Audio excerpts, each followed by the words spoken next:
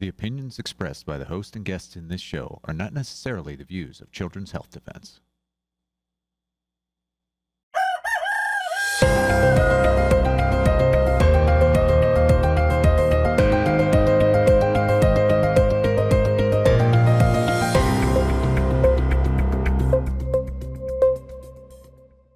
Good morning, CHD. It is Sunday, the 26th of July, 2026.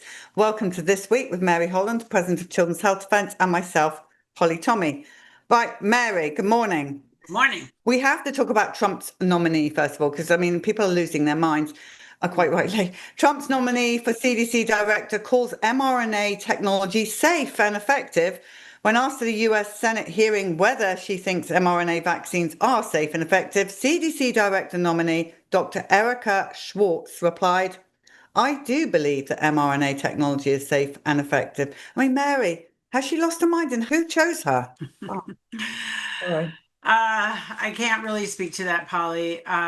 What I can speak to is it's absolute propaganda to say that any drug is safe and effective. No drug known to humanity is safe and effective for everybody, not one. So this is an excellent piece by Cheryl Atkinson that we republished, where she says, not statins, not Regulin, not thalidomide, not Viagra. No known drug is safe for everybody. And surely mRNA vaccines, as we've been covering since 2019, are not safe for everybody. In fact, they're pretty deadly for probably millions of people around the world. Well, the next article with Mary DeMasi, Bill Cassidy, the chairman, said a lot of the conversation is going to revolve around vaccines, and he was blaming a flurry of misinformation. I guess that will be us, Mary. That would be us, Polly. That would be us. With their thing. So he's jumping in on there, and people are finding her a concerning pick. Oh, she's not a good pick, Polly. So as this is a piece by Mary DeMasi, as you said, she called it kabuki theater. I think that's exactly right. Frankly, it's pretty pathetic. So Bernie Sanders, Senator Sanders said, you have to say that vaccines don't cause autism. And she said, I will never betray the science. And, I will always follow the science. And Bernie talked about there's now false information on the CDC website about autism. Everything, as Mary DeMasi points out, gets reduced to binary political tests. It's pathetic. It is really pathetic. There was no real inquiry. She is not a good nominee, Polly. I think what happened, though, you'll remember, is that first it was Representative Weldon who they had to call off the hearing because he couldn't get confirmed. Then they confirmed Menares. She was fired 3 weeks later. And then it's been sort of like under Jay Bhattacharya, which is kind of crazy, running NIH and CDC. So they put up this woman. I don't think she was the only one they considered. And I on some level, I think she's a placeholder, Polly. James Lineweiler wrote an excellent article, which the Defender published. What's behind the New York Post's pro-vaccine reporting? A global parent company in bed with pharma. So the New York Post wasted no time smearing the mother whose twin toddlers died just 8 days after receiving the vaccine. Yeah, so the parent company of New York Post is News Corp. They own papers in the UK, in Australia, The Sun, The Times, The Australian, and they basically shill for vaccines and for pharma. As James Lineweiler says, Andrea Shaw deserves a trial, not a tabloid diagnosis. They called her a lunatic mom in their headline. It's not a newspaper. They're just an advertiser for pharma. Also, Mary, just talking about us, mothers of children that were injured by vaccines, just us going back to our pediatricians and saying, look, Billy had a seizure following, just asking for help, and then getting slammed down the way we were treated with just an injury. So what, again, going back to Andrea Shaw and all the other people out there with injuries or death following vaccines, our stories, including hers, are all the same. We tried to get help. We tried to say our children are sick or dying, and every door is slammed in our face. And this is no exception. No, and this is why we have the lawsuit that we do against the American Academy of Pediatrics, Polly, because when the lie is so big, vaccines are safe and effective, mRNA is safe and effective, childhood shots are safe and effective, vaccinating women in pregnancy is safe and effective. When you have that kind of huge lie, and that's what Goebbels and Hitler told us, if you're going to lie, lie big. Well, the outcome of that is you're always going to blame the victim. You're always going to say either you're crazy, it's all in your head and will be gaslighted, or it's your fault. You did something wrong. You murdered your children. It couldn't possibly be vaccines because vaccines are safe and effective. That's why Andrea Shaw is the lead plaintiff in American Academy of Pediatrics, because it is logical, Polly. This is the end result of a policy that is based in propaganda, not in truth. Yeah, and the comments calling her an anti-vaccine mum. I mean, my goodness, you couldn't call. I mean, there's no way. It's just like you call Children's Health Defence anti-vaccine. Yeah, we're all. Children's Health Defence. Yeah, our kids are vaccinated. Yeah, I mean, I like Andrea said in her interview with you, Polly. She wished that she had been anti-vax. She was not anti-vax. She took her twins who were premature to get well baby visit care, and the kids got a DTaP shot, diphtheria, tetanus, acellular pertussis, hepatitis A, and flu all in one visit, together with fluoride varnish on their teeth, when she takes the twins back the next day because they are suffering a severe post-immunization reaction that's in the record. They give the babies Tylenol, and we've just published a book about Tylenol and autism. We know that Tylenol depletes glutathione, which your body needs for its immune system. So our kids are getting terrible mainstream care at this point, Polly, and that's why we do what we do, so that we just stop this insanity. Because really, continuing to do the same thing that's broken is insanity. Well, talking of insanity, utter insanity, this next article, this is England. So this is the National Health Service. Babies across the east of England are joining diabetes prevention trial. So babies at high risk. So at high risk, they don't know, but they think they might be able to get type 1 diabetes. An international trial is exploring whether vaccinations against the COVID virus could prevent the condition. There's no logic to this. So they're going to take little babies who they think could be at risk of type 1 diabetes, jab them with a COVID vaccine and watch them and see if that helps them not get diabetes. Mary, how? Polly, what this strikes me, so yes, they're talking about giving COVID shots, SARS-CoV-2 shots to infants to prevent diabetes. And what this really strikes me as is this is like people wouldn't take the COVID shots after a while. So how do we get rid of the boosters? Let's use our product in some other way. This is our waste, and we will turn it into profit, and it's despicable. Here's Brenda Belletti in The Defender. A baby died and Sanofi quietly ended RSV vaccine trial. The company says the death was unrelated to the vaccine. In other words, the baby was going to die anyway, nothing to do with the vaccine. In October 2024, vaccine maker Sanofi shut down its clinical trial for its RSV vaccines for infants and toddlers. The company didn't report any safety issues after one child died. As I said, was going to die anyway. I would not accept that at face value, Polly. And, even more important, they said that the vaccines weren't effective. That's why they ended the trial, not that the baby died. These aren't really vaccines anyway. These are monoclonal antibody shots, and they've been experimenting with RSV vaccines and medications since the 60s. None of them have really worked. The two that are on the market now are frightening. They're really frightening. Yeah, and we did talk about this on Wednesday. We talked about it a lot. Beyfortus, and I forget the name of the other one. They're dangerous products. Yeah, I mean, we were asking Kim on Wednesday, how is it legal to experiment on babies and toddlers? I mean, just think about that for a second. It should not be legal, Mary. It should not. But parents can consent when they have inadequate information, Polly. And Kim was saying that they were offered $3,000 odd to be in it. It's a lot of money to people who don't have any money at all. So anyway, it's also corrupt.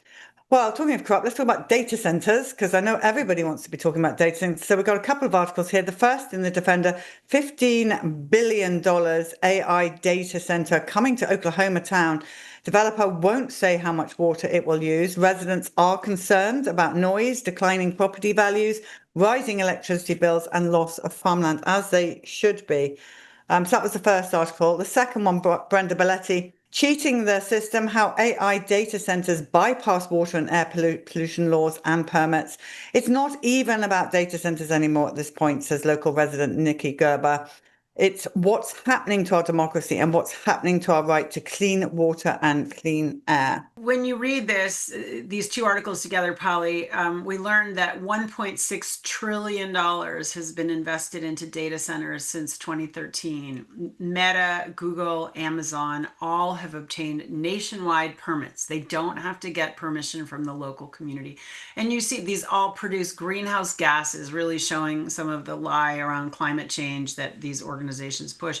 It's a gold rush around data centers, and they're very problematic in terms of electromagnetic radiation, noise pollution, air pollution, water pollution, and then surveillance. They're really about the next generation of surveillance. So we will continue to follow this issue. It's a big one. IACC calls for new federal autism policies, precision medical treatment, and better long-term care. The plan calls for a shift from the autism is genetic and predetermined mindset to recognizing regression and complex medical problems, says Dr. Elizabeth Mump, and I'm so glad she is on that team. She's on the committee, and Dr. Sylvia Fogel, a psychiatrist, is the chair of the committee, and Liz Mumper really gives a lot of praise to Sylvia Fogel there in shifting this paradigm from autism is genetic to its regression with complex medical problems that are very treatable.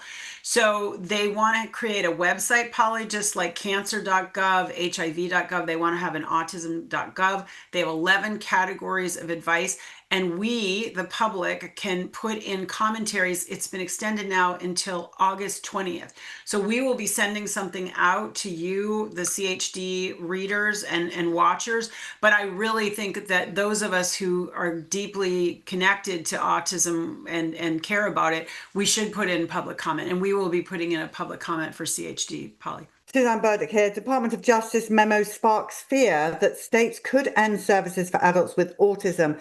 Attorney Scott Mendel said that was highly unlikely since the Department of Justice does not tell states what to do. He also explained the context of the opinion and called it a step in the right direction. So there has been a lot of concern, Polly, among people in the autism world who've reached out to me and possibly to you about what does this memo mean from the Office of Legal Counsel? Is it threatening? Does it mean that services will be cut off? And candidly, I didn't know a lot about it, so I'm very grateful that Defender's written about it. So this attorney, Mendel, has an adult daughter with cerebral palsy. He's been working in this legal space of special needs care, housing for 30 years. And I think for me, at least, he helped to assuage my concerns. He said that what's the most important thing under the Olmstead Supreme Court disability decision from 1999 is that there be a variety of choices available to people with disabilities needing housing care. It's not one size fits all. There has been this model in recent decades that everybody has to be integrated. Everybody has to be in a group home. They have to be in a regular community. And that's not necessarily the best option for people with disabilities. It may be that they might be better in a more sheltered environment. And so this attorney Mendel does not see this as a threatening interpretation of the law. And I'm reassured, but I think, again, we'll definitely be following this. Smart Bassinet for babies collects and shares sensitive data. Atlanta just became the first city to offer its employees a free 6-month rental of a smart bassinet designed to soothe babies to sleep. It connects via Wi-Fi to an app on the parents' cell phones. We covered this on Financial Rebellion. And as Catherine quite rightly said, there's no such thing as free anything. There's no such thing. That if it's free, it means you are the product. The babies become the product. It's revolting, Polly. Our director of EMR, Miriam Eckenfeldt, said a baby really should be skin to skin, not put in a bassinet with all kinds of weird stuff. And even when they say, don't worry, there's a no EMF or no EMR, I think we all know not to trust when they say things like that. So yes, we will cover that more on CHD TV going forward. Staying with EMR, Suzanne Burdick's Children's Health Defence urges FCC to scrap plan for 4-fold increase in power limits for wireless devices, citing potential health risks for kids. Children's Health Defence is urging the FCC to drop a proposed increase in power limits for wireless devices. This is pretty shocking, Polly. So they want to have a four-fold increase in the power limits for wireless devices, while the Federal Communications Commission has still not complied with the Court of Appeals decision from 2021, 5 years ago, that said that you have to come up with real health guidance about the wireless things that already exist. So we wrote them a letter in July, sort of protesting this. In May, we filed a new lawsuit saying you haven't complied with the order that the court set in 2021. The recalcitrance here is really pretty shocking. They just are moving forward with no health information, with really genuinely no care for what this might be doing, especially to children who are most vulnerable. UK government pushed doctors to use deadly drug combo to treat COVID patients. John Campbell said UK guidance recommending opioid and benzodiazepine combinations for some COVID-19 patients conflicted with an earlier warning that the drugs should be combined only as a last resort. He called for an investigation into what he described as a dark chapter in English medical history. Again, I think this is what also Senator Johnson is onto. I mean, England did, well, same thing that happened in the hospitals and care homes with these drugs. I'm glad that people are exposing it now. Okay, trial site news. Australian dad was awarded $4.5 million for COVID vaccine injury. This is Chris Nemeth. He developed chronic inflammation, demyelinating polyneuropathy, a rare autoimmune neurological disorder, following his first AstraZeneca COVID-19 vaccine in July 2021. And yes, the AstraZeneca, which we do not cover enough, and Johnson & Johnson, caused an immense amount of injury. But it seems to be the mRNA vaccines seem to get all the press. True. They were all dangerous. And, it's nice to get some money. It will never get back his health. Bad idea. Moderna launches mRNA cancer vaccine trial as experts warn of risks. It's for patients with advanced metastatic solid tumors. The product is in early stages of its phase 1 clinical trial, and we say no thanks, Moderna. No thanks. It's almost laughable in our circles, Polly, that they would now come out, having caused lots of cancers, they would now come out with an mRNA cancer vaccine. Certainly I don't think any of our viewers are going to be rushing out to go get that. No. Well, the next article, Jill Erzin did a fantastic job. And of course, all of our viewers did, I hope, watch the Tennessee teen drenched in glyphosate, spent the next 7 years fighting massive alien tumor. It was an excellent article from Jill. And I'm so pleased they're covering this important story because the pictures, Mary, before and after.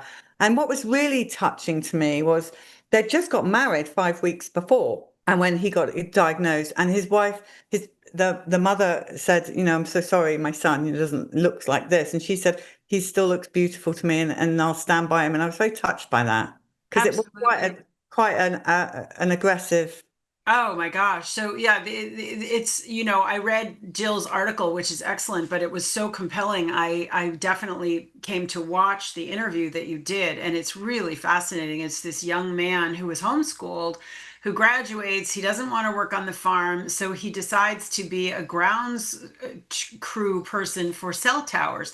And they give him glyphosate to kill the weeds around the cell towers, and a sprayer on his back. The top falls off. They tell him, oh, there's nothing wrong with glyphosate. It's a regular pesticide. It spreads all over him and he can't even bathe because he's on the road. He's in a different place. He leaves that job after a couple months, but within 3 months, he has a stage 4 tumor and a Hodgkin's lymphoma. And he says, only family, faith, and determination got him through chemotherapy, radiation, and stem cells. They're really speaking out about glyphosate. He says that it is a barbaric treatment to our food. I mean, if this can do this after literally a couple hours of exposure on your skin, he had to fight for 7 years to get back to health. And truly, he's very fortunate to be alive. Think about what this is doing when we eat it. It's frightening. Well, exactly. It's a horrific story. Okay, everybody, listen up. OKV-119. What is it? Well, it's Ozempic for pets. It's called Pawzempic for pets, is what we're calling it, is a breakthrough solution for obesity, diabetes, and chronic kidney diseases for dogs and cats. No, actually, I think it's going to shut down the kidneys and everything else. I mean, we've seen the danger that Ozempic has done to human beings. Please don't give your cats Ozempic. Please don't give your dogs Ozempic. I mean, nothing good is going to come of this. Nothing good is going to come of this, Polly, but it is rampant among humans at this point. It is rampant. It will find some market among pets. It will. All right, everyone, save the date from Children's Health Defence. So Children's Health Defence in DC, like CHD in DC, on September the 17th. It's a one-day conference. The registration is coming soon. There are not going to be that many places, really. It's not like a massive big conference. So you need to be on alert. Keep your eyes on the Defender. I'm sure they will break this. Emails as well. Make sure you're signed up for Children's Health Defence emails. Make sure you're also signed up for Defender text alerts, CHD TV text alerts. They're free to you. And that will give you breaking news and the first to sign up for things like this conference. And it's going to be, I'm going to be going, Mary, you're going. Absolutely. Lots of people are going. And it's going to be very important, I think. Well, we're going to be honoring Ron Johnson, Senator Ron Johnson, for the work that he's been doing around telling the truth around what happened during COVID and around vaccines in general. Senator Rand Paul has confirmed. Senator Paul Gosar has confirmed. We still have several invitations out. We really want to highlight the good work that is happening in Congress now. That wasn't always the case that we could say there was any. But there is some good work now, and we really want to highlight that and support the good work that's happening. And yes, we are streaming the Fauci hearing live this Wednesday. Now, we are going to be live on Facebook, live on X, live on YouTube, live on Rumble, live on CHD TV. We will send a breaking news alert out for that. Mary is going to be there, so we're going to get her live from DC. And we will, hopefully Brian Hooker and I will be chatting throughout the day on what we're hearing. We don't expect, well, from the last time that he testified, Mary, he didn't have much, he had a memory problem, if I remember. Yeah, he said about 180 times, I believe, in his deposition in the Missouri v. Biden case. I don't remember. I don't recall. And I expect him to do exactly the same thing this time. He's going to be worried that if he were to perjure himself now, that perhaps this pardon that he was given by President Biden won't hold up. There's questions whether it will hold up anyway, for sure. But I am not expecting him to say much. I'm very curious to be in the room and to see what it looks like. And I will definitely be interviewing people and giving you my impressions on Wednesday. Yes. And so just to also say to you all, so normally our show on Wednesday morning, every morning, is at 10 Eastern time. We are going to be starting earlier. You will get a text alert for that. We're going to be starting at 9:30 Eastern time with hopefully a report from Mary, Brian Hooker, and talking about it. And then we're going to go live to the hearing. So that will be the show. We want you all tuned into. This is history. We've been waiting for this day for a long time. We have been waiting for this day, Polly. And I think, we do know that Dr. Fauci didn't act alone and that there's many, many, many more characters, who are a big part of the whole COVID corrupt scheme. But no question, Dr. Fauci was the front man. He was the voice. He said, "I am science," if you remember. And he was on every newscast all the time. And it's like, I believe in the science. It was about faith, really, in the science. And of course, there was not much to it. And it killed people. So I'm very curious to be there in the room, and I will be very happy to be telling you what I see happening next Wednesday. Yeah, reporting live from there. That's right. So just to remind everybody, though, Children's Health Defence are on Facebook. We're Children's Health Defence Official. So if you go to Facebook and sign up to Children's Health Defence Official, and Instagram, same thing. Instagram, we will not be going live with it because that's not really what we do on Instagram. But Facebook, we will be live on there. If you're not on Facebook, try X at Children's HD and or Rumble or YouTube. So we're going to be on all of those things. So, or just plain CHD TV, whatever takes your fancy. But we're all going to be together, all chatting together, all talking about it. And so it'll be a good event. But so that's our news for this week. Please do not give your cats and dogs Ozempic. I can't get over that, Mary. I just can't. So please don't do that. And Mary and I will see you next week. And I'll be live tomorrow morning as well on CHDTV. So pray big, stand firm, never settle, and Mary and I will see you soon. Thanks, Polly. Bye, everybody.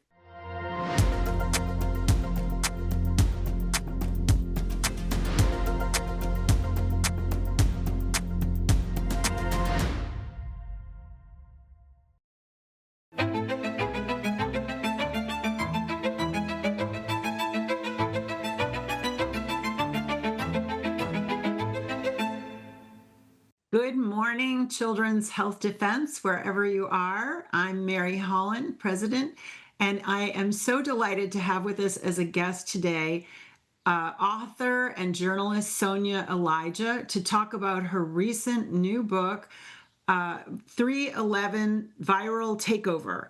On March 11, 2020, a pandemic was declared and our world changed forever. Sonia, before we get into the book, why don't you tell our audience a little bit about your background so that they understand sort of the world that you came from in coming to this incredibly important topic that we all are tremendously interested in. Sure. Well, thank you, Mary, for having me on your show. It's great to talk with you. So my background. I was former BBC researcher, but not in sort of journalism, in sort of documentaries. But I would say I have a background also in economics. And I would say my investigative reporting really began actually just soon after, COVID was declared a pandemic. And so the past sort of 5 years or so, I have been doing deep dives, sort of evidence-based investigations, because, Mary, the mainstream media completely failed to report the truth, essentially what was going on. So I just saw that there was a gap for it. But I would probably classify myself more as a citizen style journalist. But I have an analytical mind. I love research. And I could tell very early on that the truth wasn't being told and that there was this official narrative, only that was allowed and was pushed. And the book, I would say, for the last 3.5 years, I've been writing the book, but about over 5 years though I've been doing investigations. Well, thank you. So it's a terrific book. There are a lot of books out in this space, although we haven't completely shattered the mainstream false narrative. This is particularly good. I think it came out more recently. So you have a lot of the documents that people who are trying to write about this in 2021 didn't have. And you've included a lot of the actual photos of documents, which I personally think is really helpful. So people don't have to take your word for it. They can see the email from Tony Fauci to Francis Collins or Jeremy Farrar directly, which is great. But the 3/11 framing is unique. I don't think anyone else has done that. So it all started on March 11, 2020. And that certainly has a parallel in our minds in the United States to 9/11.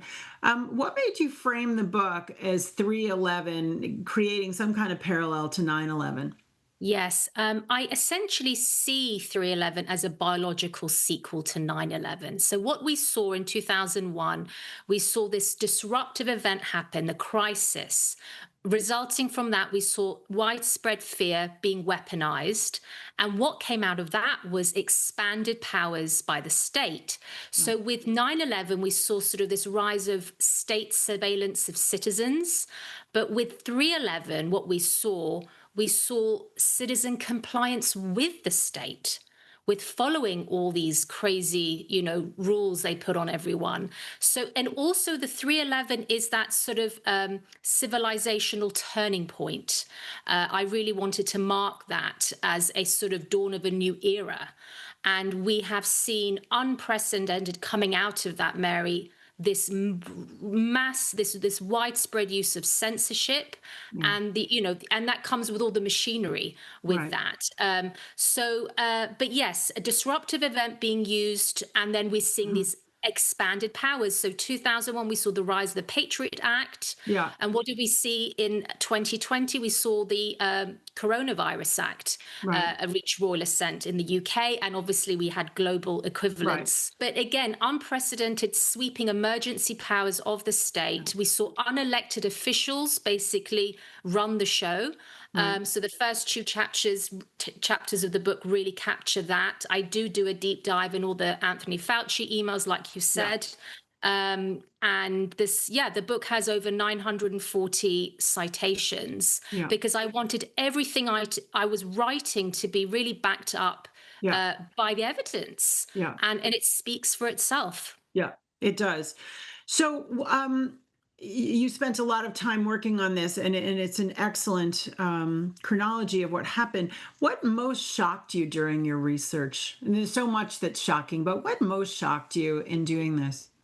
I'm going to quickly, there were a few things. Obviously, we're going to talk about the harms to these gene-based shots, the mRNA technology used. From early 2023, I discovered Pfizer's pregnancy and lactation review document. That is also chronicled in the book. But again, it's just what was also known, all the harms before even these shots were rolled out. The FDA infamous slide from October 2020.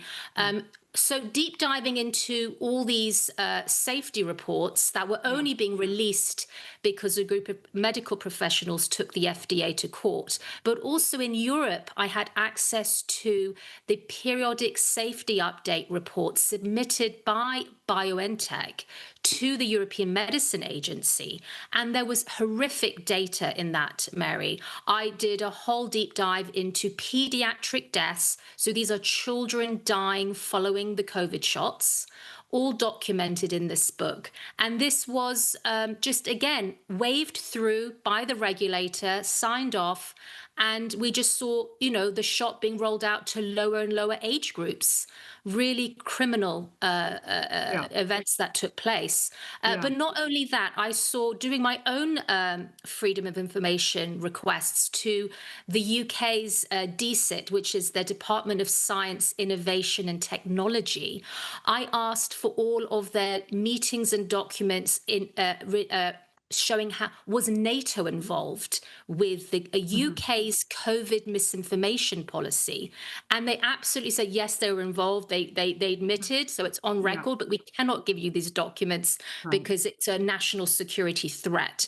But when I did more research, I really saw NATO's hand in this, which was again very disturbing. With their report that they published, talking about inoculation theory. Essentially, they are preempting dissent, and they're telling people how to spot misinformation by using these online games. Now, these online games, spearheaded by Cambridge University, funded by the UK's Parliament and also the World Health Organization. And these are completely manipulative psychological operation games to try and sort of get people to wise up with these anti-vax sentiments so they can spot it and be resilient against it. So this is not only, I will discuss censorship. Not only it's the control, it's telling people how they should think. Right. Is just very, very disturbing. So it's shocking, I think you're saying, how this was really a psychological operation, not only a physical one, but really a psychological one.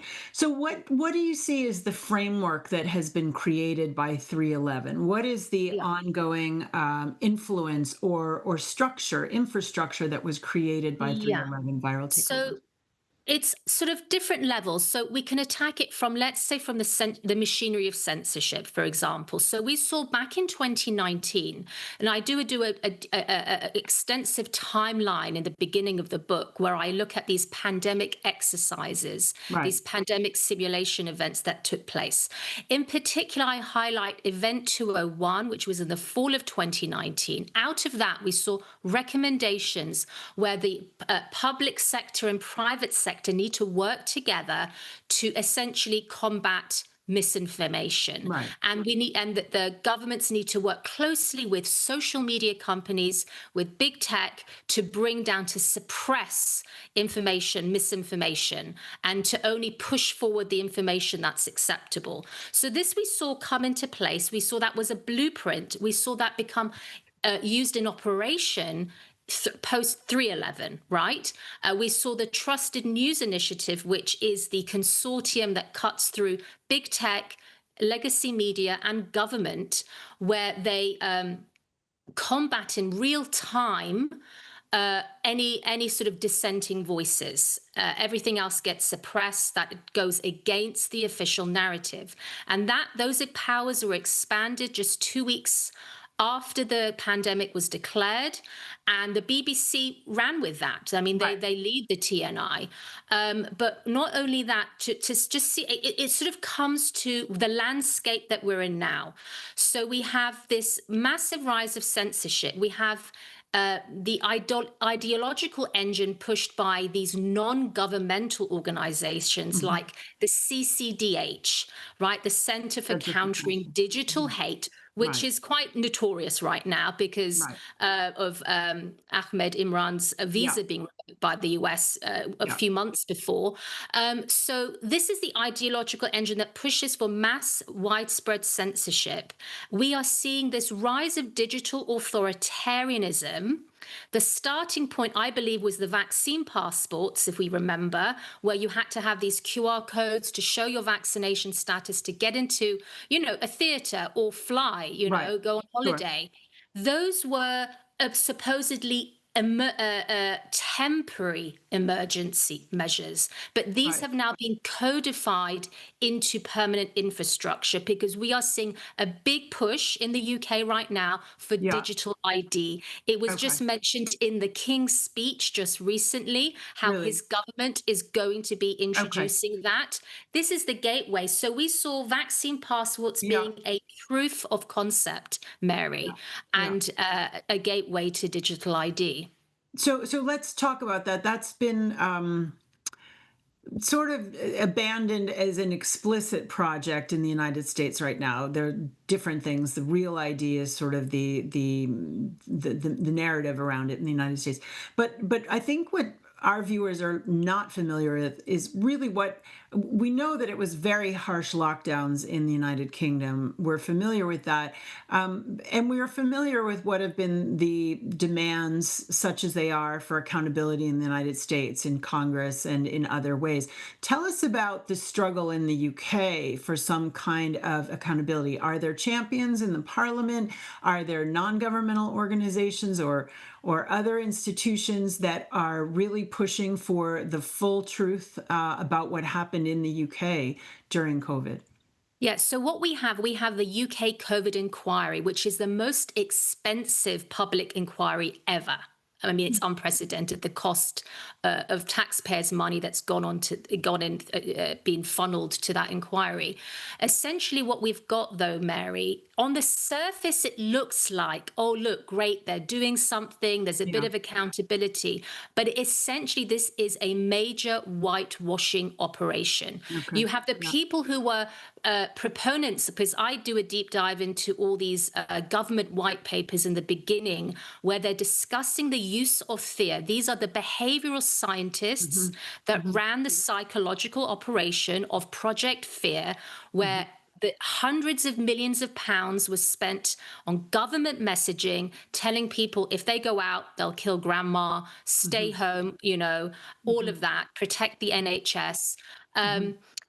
But we saw in these early meetings, government meetings, and I have screenshots in the book, that they're literally saying we need to amp up fear. We need to use media to essentially increase sense of threat. We need to use social disapproval to get people to comply as well. So again, major psychological operations. But going back to the, so these scientists were actually, some of them, for example, were on, had to give testimony to this inquiry.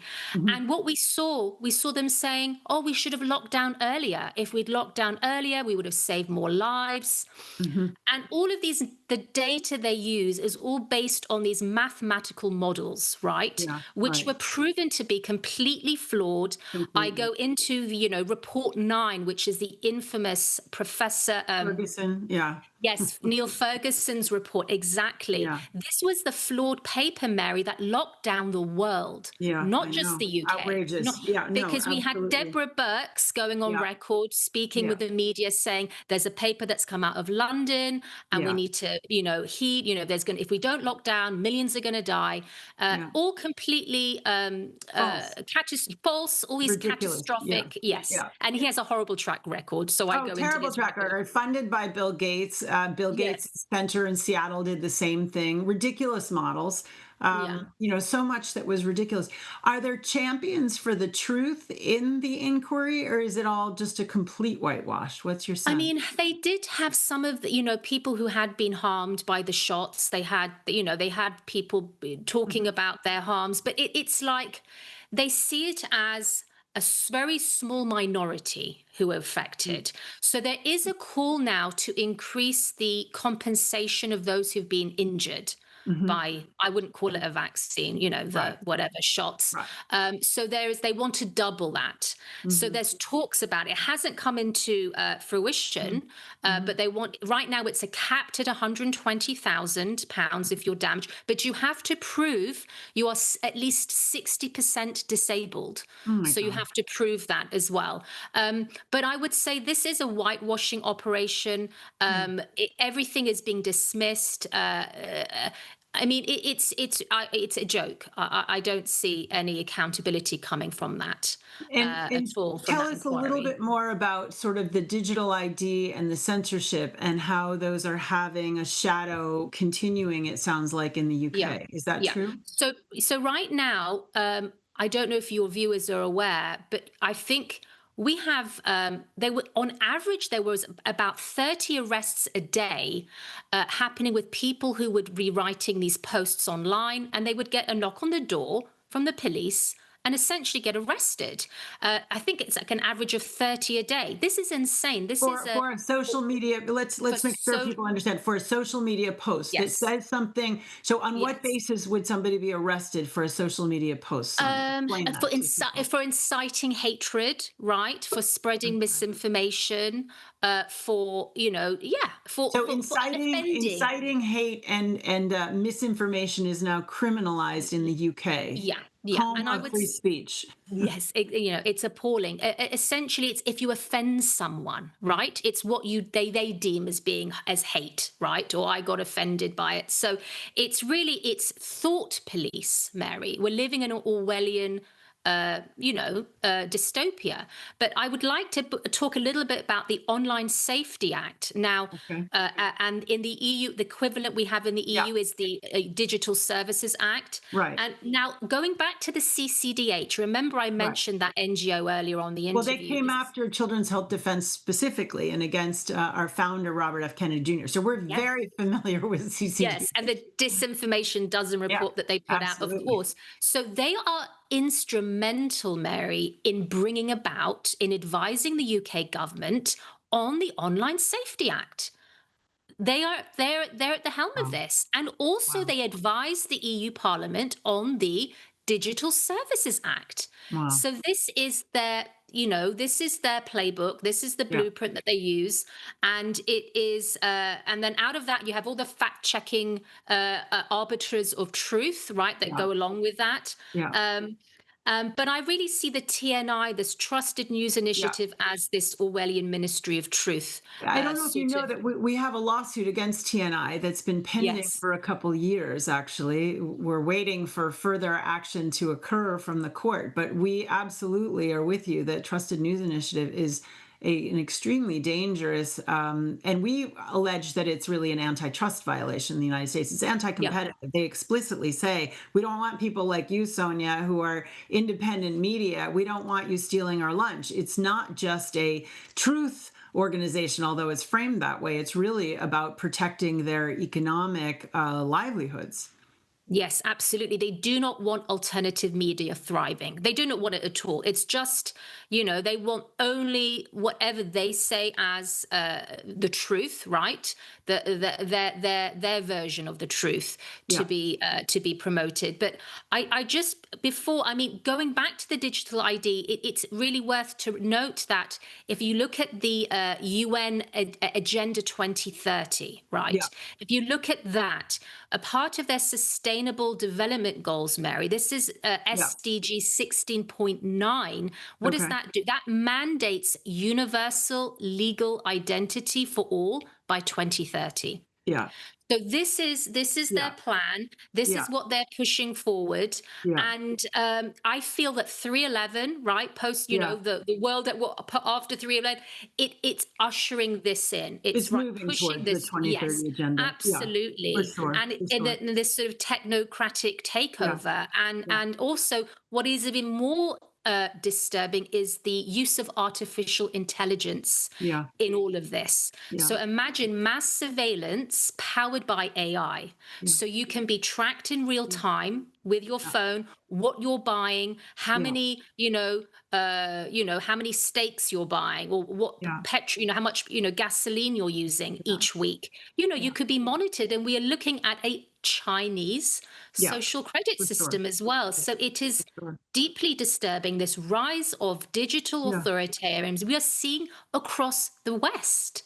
So not only did China export the lockdowns, it's exporting mass surveillance and the tools used, the equipment. So in the UK, did you know the police have these real-time facial recognition cameras? Are you aware of that, Mary, in your audience? No, so I think some of these things are further along in Europe in general and in the UK. And because I think culturally we're so similar to the UK, it's particularly disturbing.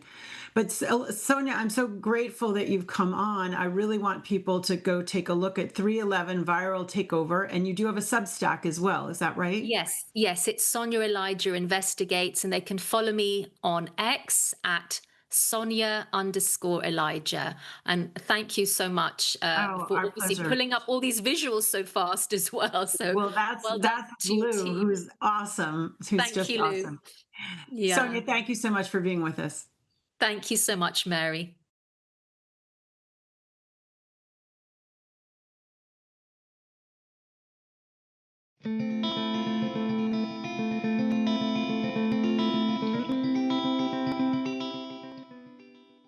All right, so tell everybody who you are.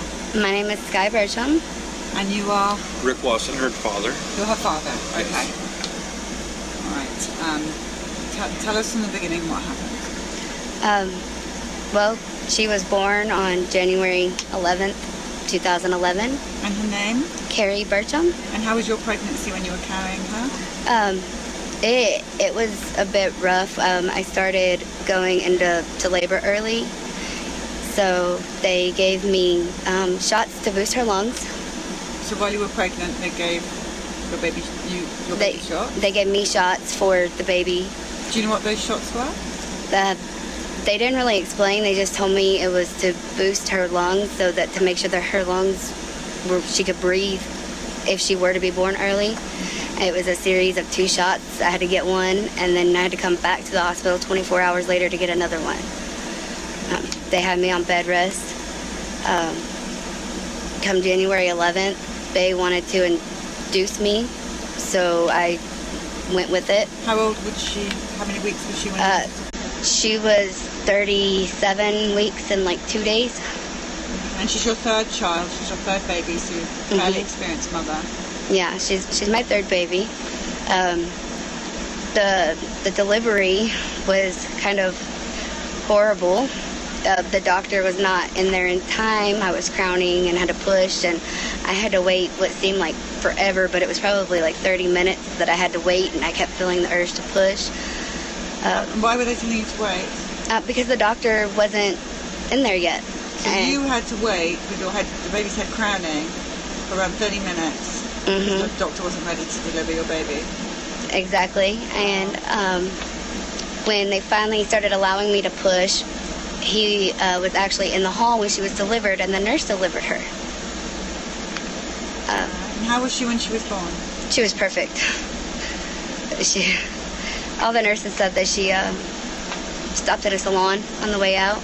She had these really dark roots, and frosted tips. I've got this picture right here. It shows, it's really hard to capture on camera. That's her day one. This is the day after she was born. The day after she's born. And you can see the dark roots and the frosted tips.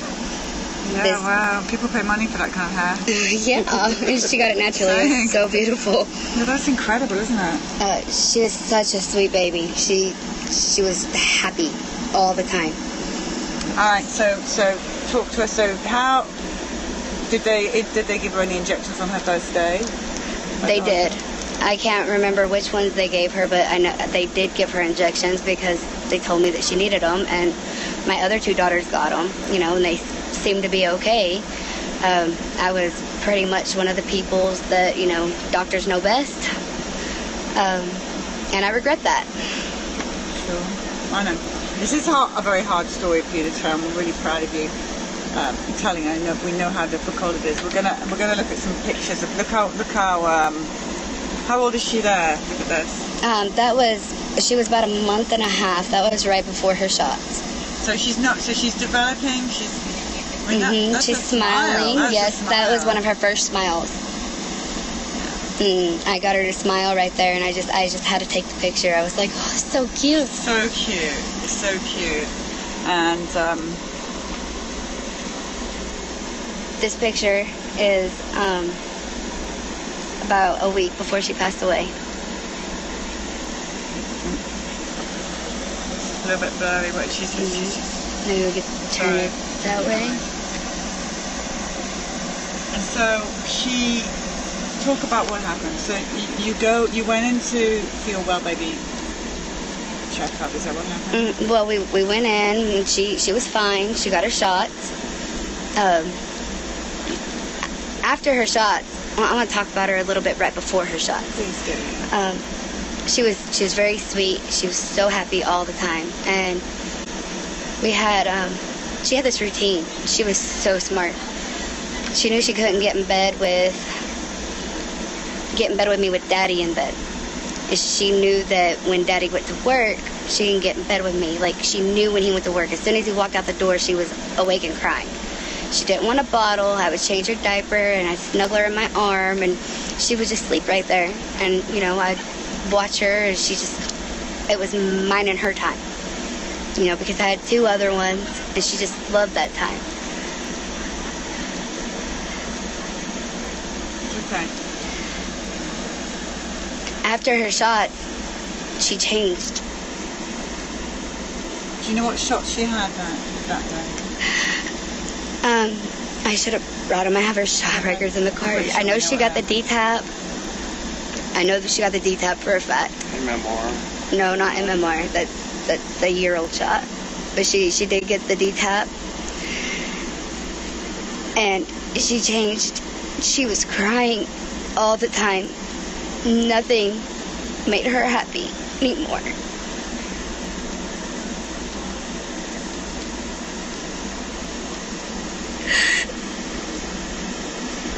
We used to do this thing where we would cradle her in our arms, and then we'd lift her little arm up and we'd eat her ribs, and she loved it, but she didn't love that anymore. She cried and screamed.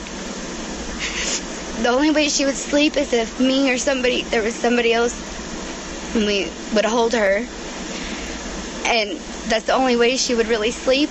And then occasionally you had to swaddle her so tight.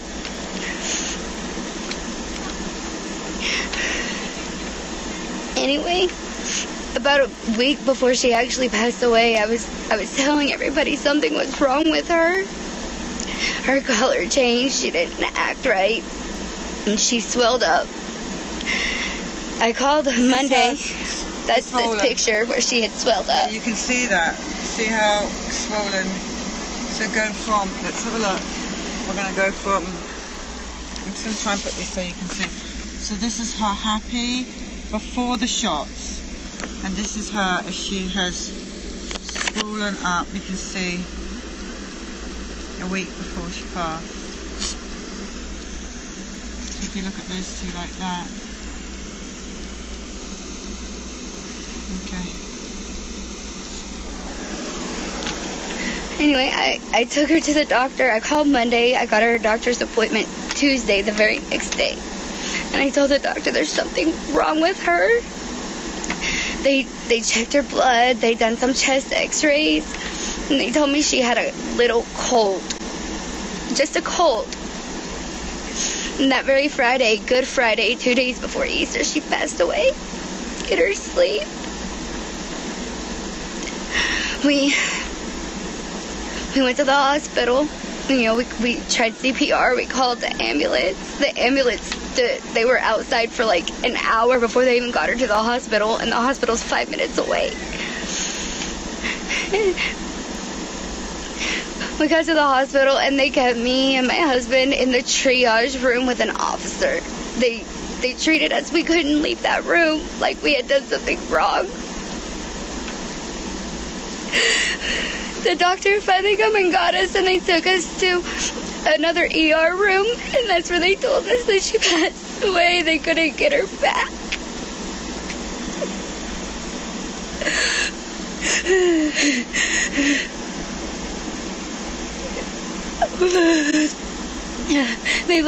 They let us go in there where she was, and I held her, and I just prayed for her to start breathing.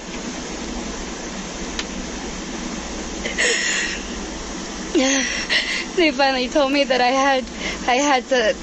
they had to take her, and they said it was Mississippi law. Anybody under 18 had to have an autopsy, whether I wanted it or not, which of course I wanted it because I want to know what was wrong with her. The preliminary results that they told me, it was undetermined, and then they told me the final results was undetermined, and I had to petition the state of Mississippi for her death certificate because they don't recognize undetermined death. I didn't settle with the undetermined death because I can't move on from that. When I talked to the pathologist, they flew somebody in from Texas, a woman from Texas, in to do her autopsy. And when I called and spoke with her, I asked her if it was SIDS. And she had said that it wasn't SIDS, that it's like SIDS, but they don't call it SIDS anymore. And she didn't have that either. They called it sudden unexpected infant death syndrome. She said it was like that, unexpected, but SIDS leaves signs like milk in the lungs, and she didn't have any of that. She didn't have any signs of suffocation. She didn't have anything. So it's just stuck at undetermined. When we left the hospital, the police wouldn't let us go home without them. They had to escort us home, and they had to go in and take pictures of her bed and of my room, and treated us like we did it, like we killed her. And that hurt. There was rumors going around saying my 3-year-old had told the police that my husband dropped her on her head, and of course that didn't happen. My 3-year-old could barely even make a sentence at the time.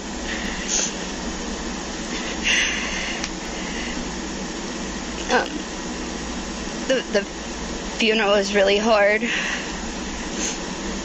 And this is where I get to see her now. This is where I get to go talk to her.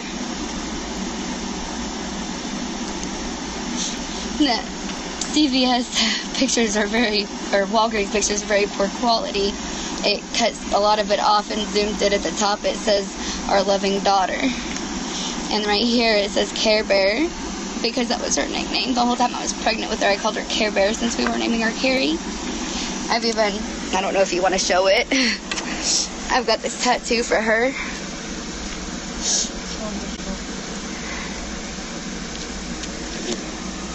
But I know in my heart, that it was her vaccinations. I have found so much peace after watching Vaxxed, the movie. I have found so much peace. And if it wasn't for him, I don't even know what I would think, because I was all for vaccinations. And he talks me into going to see the movie Vaxxed. You know, I'm a pretty open-minded person.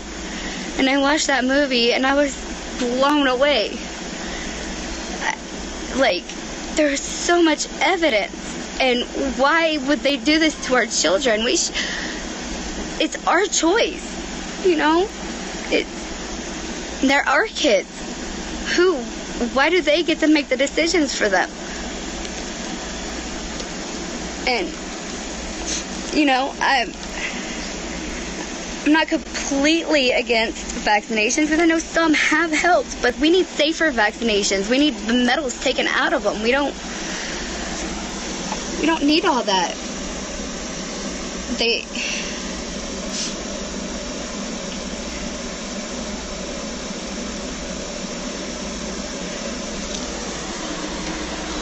So as Grandpa and Father too, it's beautiful. Really, what goes through your mind when you think of what they did to your granddaughter? It angers me. It angers me that this is allowed to continue. We haven't had no answers, and for some reason, Cheryl Peoples invited me to the NPVR group, and I started studying and started researching. And when we had the chance to see Vax, the Lord told me I had to get my daughter there because there was answers that she needed. And he was right. You're absolutely right. A couple more things I would like to add is, you know, the health department is involved. The health department don't even keep track. The only thing they keep track of is if your child is up to date on their vaccinations. Carrie passed away at 3 months, 11 days. She didn't make it to her 4-month shot. She passed away. The health department kept sending me stuff in the mail telling me that she was behind. And it brought back everything all over again. They just kept sending it, sending. I finally called them and I told them, I said, do you guys not communicate? She's passed away. Stop sending me this stuff. That's all they cared about was her getting her vaccinations. That's ridiculous. She passed away. You should know that. I mean, and I don't remember getting a pathology report at the time that she passed away. And last week I had called the coroner in Boonville. It is a new coroner than when she passed away. And when she passed away, everything was on paperwork and not computer, and they didn't transfer anything to the computer from that. He had told me he would go and try to find her files because I requested the pathology report, the investigation report, the name of the pathologist and phone number, and he said he would get that for me. He called me yesterday and told me he hadn't forgotten me, but they didn't have a file on her. So he told me that he is going to contact the state medical examiner and see if they have anything. Like, he didn't know anything. He was asking me questions like, did she go to the hospital and how she passed away and all that. He didn't have anything on her. Where is her file? It's just not there. I really have no words to, because you do have a lot of support, you have a lot of, so much love coming in here. Your story is hugely important. Even if it saves one. You can know that it will. Now, which one can you have? Oh, you can have all. You can have. No. Do you have copies? Yes, on my phone. I printed these this morning. Well, this is the one that we'd love to travel with us because she's happy. It would be nice seeing that she's kind of going around the U.S. Right. So can you hold on a sec while I stick it? I'm going to stick it on the. What you can choose where she is. I'm just going to get the sellotape. 1 second. Carrie is officially on board with us. It's out of focus. I don't know what to do to focus. Oh, there we go. I'll take Can I take a picture of that? Of course you can. So Hayley, meet Carrie, meet Eric.